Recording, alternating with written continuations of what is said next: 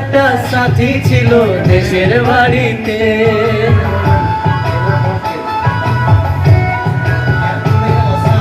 আমার একটা সাথী ছিল দেশের বাড়িতে, মিষ্টি প্রেমের লিখিত চিঠি প্রতি মাসেতে। হঠাৎ একদিন খবর এলো সাথীর নাকি বিয়ে হলো আমার অজান্তে।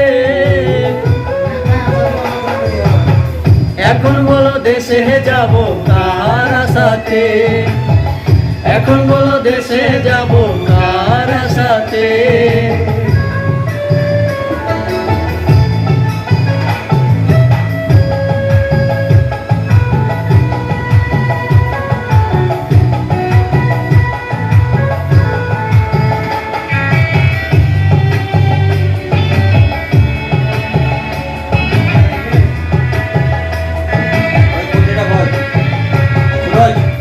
কাজের ফাঁকে যেতাম ছুটে দেখতে সাথীর মুখ, রেশমি চুড়ি কাজল টিপে খুঁজে পেত সুখ।